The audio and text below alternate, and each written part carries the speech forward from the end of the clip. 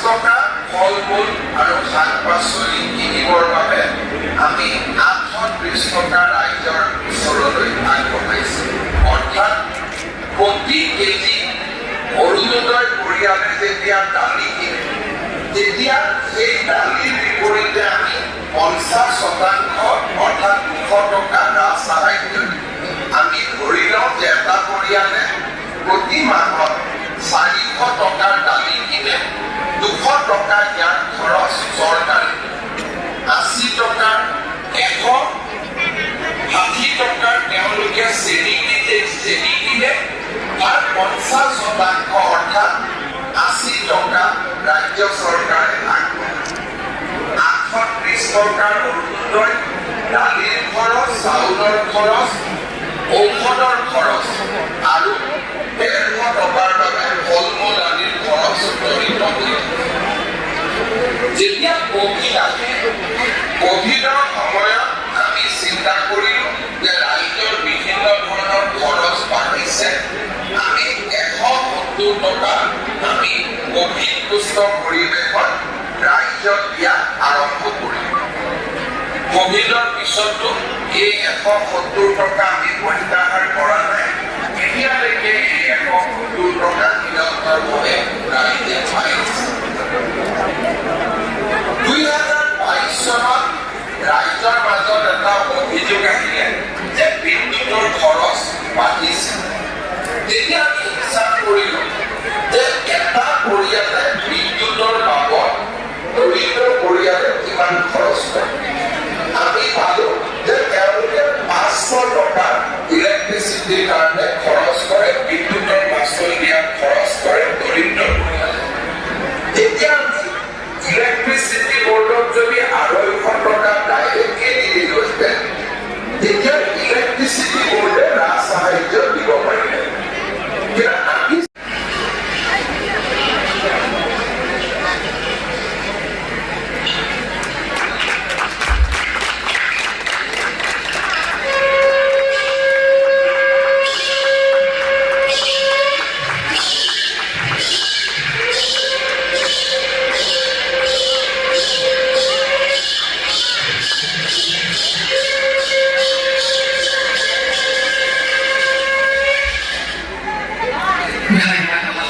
এইবাৰ মই মাননীয় মুখ্যমন্ত্ৰী মহোদয়ক নতুন ৰেচন কাৰ্ড প্ৰদান প্ৰক্ৰিয়াৰ আনুষ্ঠানিক শুভাৰম্ভ কৰিবলৈ অনুৰোধ জনাইছোঁ।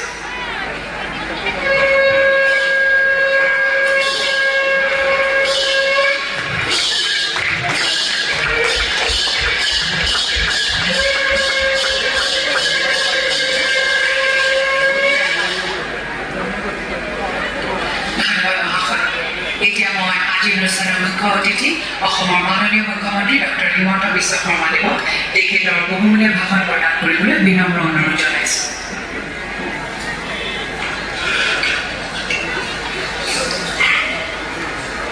আজি সভা আমাৰ মাজত উপস্থিত অসম চৰকাৰৰ সন্মানীয় মন্ত্ৰীসকল, অসম বিধানসভাৰ সন্মানীয় সদস্যসকল, বিভিন্ন স্থানত মুখ্য অতিথিৰূপে উপস্থিত থকা সাংসদ সদস্যসকল আৰু আমাৰ মুখ্য অতিথিৰ দায়িত্ব গ্ৰহণ কৰা বিশিষ্ট ব্যক্তিসকল,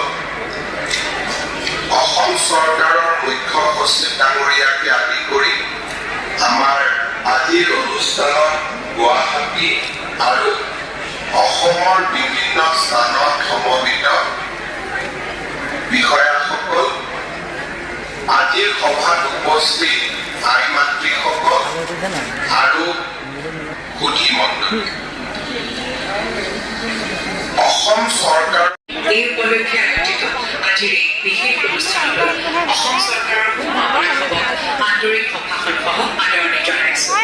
লগতে প্ৰত্যেক বিধানসভা সমষ্টিত আয়োজিত অনুষ্ঠানত উপস্থিত আমাৰ আই ভগ্নী কমিতে যিসকল ব্যক্তিয়ে আমাৰ এই অনুষ্ঠানৰ কাৰ্যসূচী প্ৰত্যক্ষ কৰি আছে তেখেতসকলকো আমাৰ আদৰণি জনাইছোঁ। এতিয়া মই অসম চৰকাৰৰ এটা নতুন সূৰ্য উদয় যিটো আমাৰ অৰুণোদয় বুলি হৈছে আৰু আমাৰ আই মাতৃসকলৰ কাৰণে ভাল পদক্ষেপ আমাৰ অসম চৰকাৰে লৈছে, যিটো আগন্তুক দিনৰ পৰাও চলি আছিলে আৰু এতিয়া কণ্টিনিউ কৰা হ'ব। আৰু প্ৰত্যেকটো সমষ্টিত নতুন পুৰণা মিলাই পেলাই প্ৰায় 30,000 প্ৰত্যেকটো সমষ্টিত অৰুণোদয় আই মাতৃসকলে পাবৰ কাৰণে সক্ষম হ'ব।